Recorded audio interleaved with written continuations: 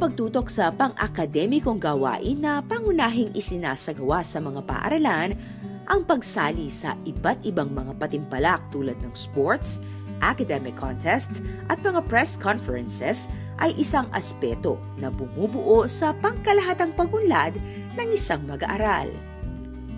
Bilang ikalawang magulang na mga mag-aaral, ang mga guro tulad ni Ginoong Alred Correa ng Patubig Elementary School dito sa Marilao, Bulacan ay siya ring nagsisilbing patnubay ng mga kabataan sa paglinang ng kanilang mga kakayahan at talento.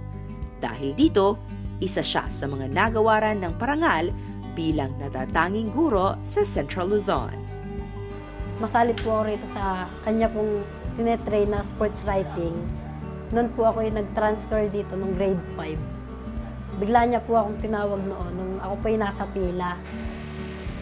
At sinabi po kung alam ko ba yung mga ganitong sports na volleyball, basketball. At sinabi ko po, opo. At pinag-try out niya po ako noon. Kahit po hindi po ako marunong, ginawa niya po yung lahat po ng mga kaya niya para lang po matutunan at may pamana sa akin yung kanyang kaalaman. Ako po ay isa sa mga tinitrain ng aming magaling na tagapagsanay na si Mr. Alfredo E. Correa.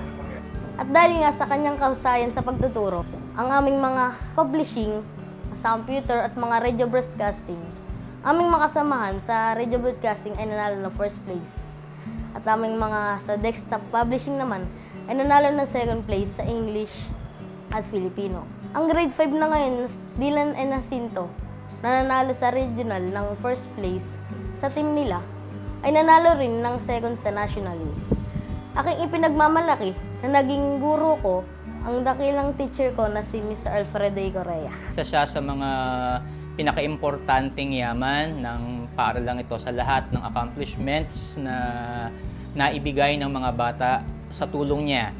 Hindi lamang sa larangan ng school's press conference, maging sa pamamahala ng aming kantina dahil merong passion, merong commitment, merong dedication, katulad ng aming tagline para sa aming paaralan, passion, excellence, service. Nasa kanya ang lahat ng iyon kung bakit ganito katagumpay ang Patubig Elementary School. So bilang isang guro, ano po siya, passion po niya talaga yung pagtuturo, lalo na po yung pag-train. Ang first love po niya talaga siguro yung press con.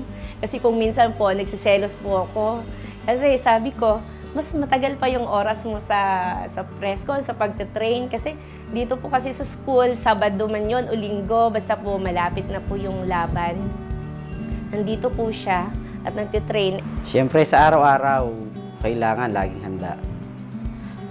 Gabi pa lang, ihahanda na yung mga kailangang materyales at mga gagamitin sa pagtuturo. Kung kinakailangang iwi yung ibang mga gamit sa bahay, diretso pa rin ng paggawa. Kahit nga minsan nagagalit na yung misis ko na sinasabi, nasa bahay ka na, dala pa rin yung trabaho, yung pa rin trabaho ang iniisip. Sinasabi niya, sabi ko, darating din yung panahon na magbubunga lahat tong ginagawa ko. So, ito nga ngayon, napabilang ako sa outstanding ng region. So, kaya mas naging suportado siya sa akin.